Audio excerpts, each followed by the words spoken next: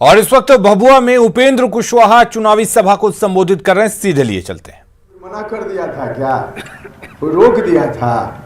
नौजवान लोग पलायन कर रहे थे उस समय भी, मजदूर लोग, तब नहीं दिख रहा था कि बिहार के लोग बाहर जा रहे हैं पेट पालने के लिए, और भारतीय जनता पार्टी के लोग नीतीश जी के साथ मिलकर 15 साल से सरकार चला रहे हैं। तो उस वक्त इन लोगों को नहीं दिखा कि बिहार के लोग किस तरह से पेट पालने के लिए बाहर जाते हैं। भाइयों और बहनों, कोई शौक से नहीं जाता है हमारे यहाँ का नौजवान। हम तो मंत्री थे भारत सरकार में, इंजीनियरिंग की डिग्री लिया हुआ विद्यार्थी, एमए पास, बीए पास, जाता था वहां जाकर, मंत्री जी कहीं नौकरी दिलवा दीजिए, प्राइवेट में किसी कंपनी में, न ज्यादा तो 5,000 6,000 में भी काम चल जाएगा। जब इस तरह की बात है कि इंजीनियरिंग की डिग्री, बीए पास, एमए पास लिया हुआ विद्यार्थी जब कहता था तो अंदर से हम लोगों का दिल भी रो उठता था। क्या है बिहार? क्यों ऐसी स्थिति है भाइयों और बहनों? बिहार के बाहर कहीं चले जाइए, किसी भी प्रदेश में, बिहार के लोग वहां मिल जाएंगे आपको पेट पालने के लिए। छोटा छोटा इधर उधर, कहीं ठेला चलाना, कहीं पानी बेचना, चाय बेचना। किसी भी शहर में चले जाइए बिहार से बाहर, सबसे ऊंची चोटी पर जो बड़ा मकान बन रहा होगा उसमें सबसे ऊपर कोई मजदूर अपनी जान को जोखिम में डालकर काम कर रहा होगा, तो समझ लीजिए वह कोई और नहीं, बिहार का हमारा कोई भाई होगा। बर्बाद कर दिया इन लोगों ने, बर्बाद कर दिया। भाइयों और बहनों, जनता के साथ न्याय नहीं किया, सिर्फ वोट लिया। वोट लिया भावनात्मक बातों के आधार पर, कभी जात के नाम पर, कभी धर्म के नाम पर इन लोगों ने वोट हासिल करने का काम। सत्ता में भी उचित भागीदारी नहीं दी। वोट लिया दलित भाइयों का, अल्पसंख्यक भाइयों का, अति पिछड़ा भाइयों का। लालू जी कहते थे जिन निकल गया, क्या था जिन? बाद में नीतीश कुमार जी ने वोट लिया, सिर्फ इस्तेमाल किया, इस्तेमाल किया। भाइयों और बहनों, हम बताने आए हैं, हमारा जो गठबंधन है, यह गठबंधन वोट का, आपके वोट का इस्तेमाल नहीं करेगी। आपके वोट को लेकर जो ताकत मिलेगी उसका इस्तेमाल करके हम आपके बाल बच्चों के भविष्य को बदलने में लगाएंगे। और इतना ही नहीं करेंगे, सत्ता में उचित भागीदारी भी समाज के सभी वर्ग के लोगों को देंगे। जिनकी जितनी भागीदारी, उनकी उतनी हिस्सेदारी सुनिश्चित करेंगे। हमने तय किया है, हमारे गठबंधन ने तय किया है, बिहार में हमारी सरकार बनेगी तो 4 डिप्टी सीएम हम बनाएंगे, 4 मुख्यमंत्री बनाएंगे। एक दलित परिवार से, दलित समाज से आने वाला किसी व्यक्ति को उप मुख्यमंत्री बनाएंगे। अति पिछड़ा समाज से आने वाला किसी व्यक्ति को उप मुख्यमंत्री बनाएंगे। अल्पसंख्यक समाज से आने वाला किसी व्यक्ति को उप मुख्यमंत्री बनाएंगे। 3 उप मुख्यमंत्री, चौथा उप मुख्यमंत्री।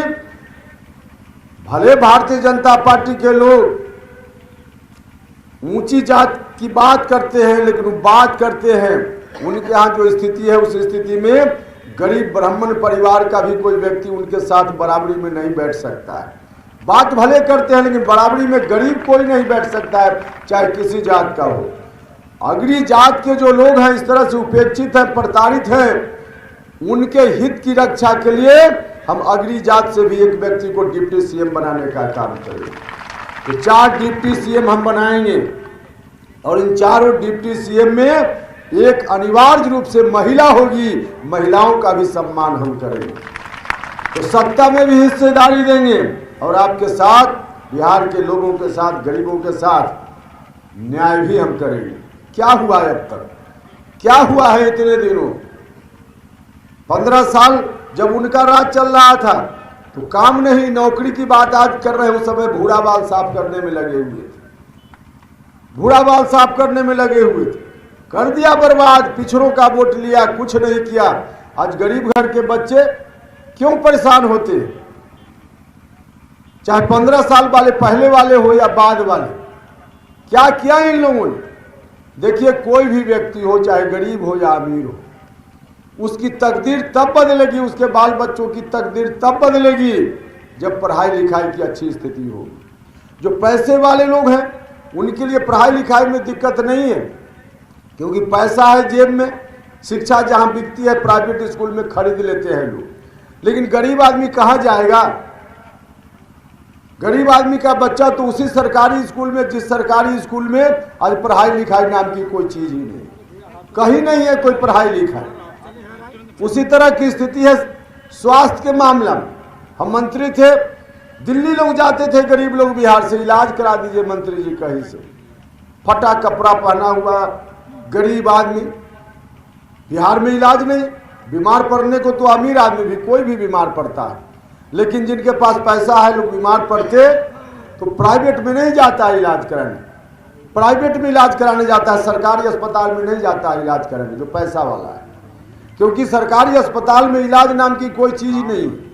देखिए जो प्राइवेट अस्पताल है या जो सरकारी अस्पताल या सरकारी स्कूल, आप गौर कीजिएगा, यहाँ से लौट कर जाइए जरा देखिएगा, आपके गांव में जो सरकारी स्कूल होगा उस स्कूल में जो मास्टर साहब पढ़ाते होंगे, जिनको पूरा वेतन मिलता होगा, मास्टर साहब खुद तो पढ़ाते हैं उस स्कूल में, लेकिन उनका बाल बच्चा उस स्कूल में नहीं पढ़ता, उनका बाल बच्चा कहीं और पढ़ता है। जो डॉक्टर साहब सरकारी अस्पताल में वेतन लेते हैं, भले अस्पताल जाते हो या नहीं जाते हो वेतन लेते हैं, लेकिन उनके घर में कोई बीमार पड़े तो उसका इलाज सरकारी अस्पताल में, उस अस्पताल में नहीं होगा, उनका इलाज प्राइवेट अस्पताल में होगा। तो गरीब लोग जाते थे दिल्ली में कि क्या करें मंत्री जी, कहीं से जमीन बेचकर कर्ज लेकर आए हैं, बिहार के सरकारी अस्पताल में कुछ नहीं है, दिल्ली में इलाज करा दीजिए, एम्स में इलाज करा दीजिए।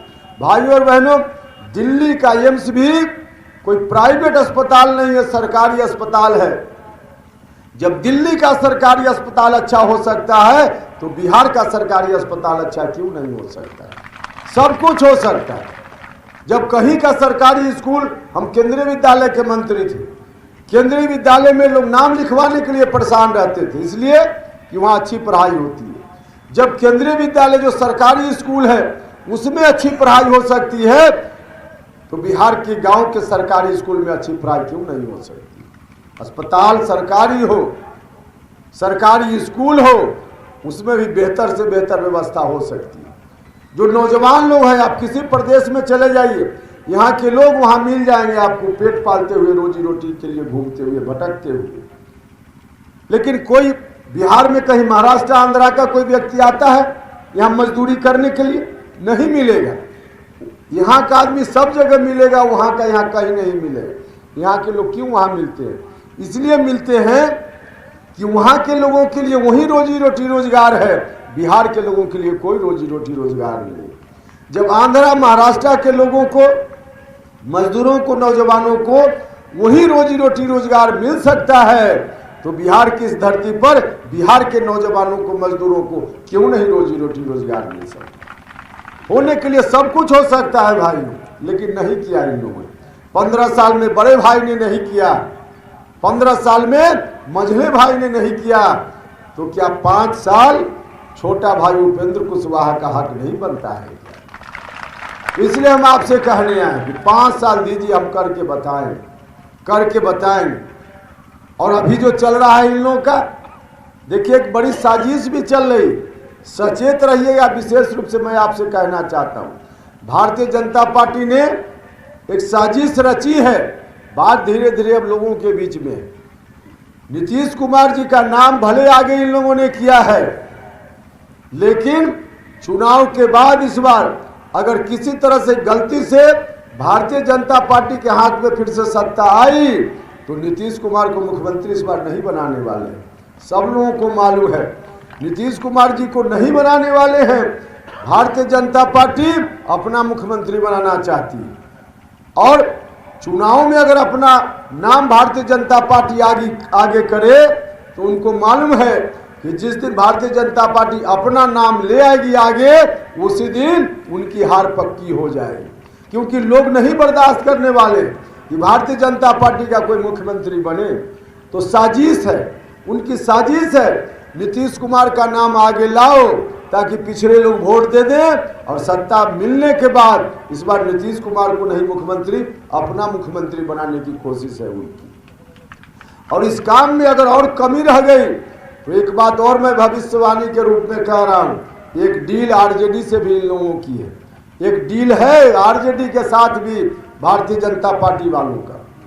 आपस में अंदरूनी समझौता है कि राजनीति में आरजेडी के लोगों से कहा गया है बीजेपी की ओर से कि राजनीति में आराम से धीरे धीरे चलो, मुख्यमंत्री बनने का सपना मत देखो, जनता के बीच में भले बोलते रहो और उसके बदले में हम तुमको राहत देंगे मुकदमा से बचने के लिए, मुकदमा से बचने में राहत देंगे और जरूरत पड़ी तो भारतीय जनता पार्टी का मुख्यमंत्री बनाने में राष्ट्रीय जनता दल सहयोग करे।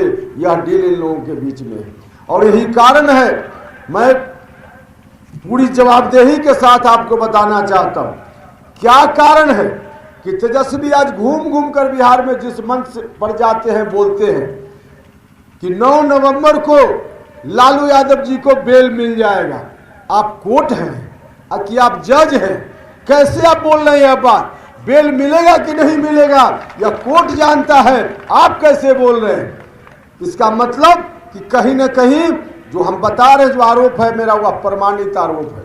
और लॉ मिनिस्टर भी घूम रहे हैं, एक तरह से कोई व्यक्ति अगर इस तरह से बोल रहा है कि कोर्ट जमानत दे ही देगा तो लॉ मिनिस्टर भारत सरकार के भी घूम रहे हैं, रोज देख रहे हैं, उनको बताना चाहिए कि क्या मामला है। एक तरह से कोर्ट का मानना भी है, ये बताना चाहिए लॉ मिनिस्टर को कि क्या मामला है, क्यों ऐसा। कोर्ट ने इनको बता दिया है पहले क्या। देखिए भाइयों और बहनों, कुछ नहीं, अंदर में इन लोगों की खिचड़ी पक गई है और उसके आधार पे आश्वस्त है तेजस्वी यादव कि बेल मिलेगा, जेल जाने से बचेंगे और जरूरत पड़ी तो भारतीय जनता पार्टी के किसी नेता को मुख्यमंत्री बनाने का काम करेंगे उस समय। तो इस साजिश से भी सचेत रहने की जरूरत है। यह जो साजिश है बीजेपी की, इस साजिश से बचने की जरूरत है। आज की तारीख में मैं दावे के साथ कह सकता हूं कि विपक्ष की असली भूमिका का कोई निर्वहन अगर कर रहा है ईमानदारी से तो हमारा गठबंधन है और राष्ट्रीय लोक समता पार्टी है। लोग अंदर अंदर मिलकर राजनीति कर रहे हैं और उपेंद्र कुशवाहा खुलेआम राजनीति कर रहा है। भारतीय जनता पार्टी की साजिश से बचना है तो उसके लिए भी जरूरी है कि हमारे गठबंधन को वोट देने का काम कीजिए। आप सब लोगों से आग्रह कि हमारा गठबंधन कोई ऐसे ही गठबंधन नहीं है, उनका गठबंधन है, मजबूर गठबंधन है। आप पूछ सकते हैं कि इस डील में नीतीश कुमार जी क्यों शामिल हैं। नीतीश कुमार जी इसलिए शामिल हैं कि नीतीश कुमार अब पहले वाले नीतीश कुमार नहीं है। इनको भी भय सता रहा है कि अगर गड़बड़ करेंगे, ज़्यादा जोर आजमाइश करेंगे तो कहीं सृजन घोटाला वाला फैलवा न खोल जाए। खबरें लगातार जारी हैं, आप बने रहिए न्यूज़ 18 बिहार झारखंड के साथ।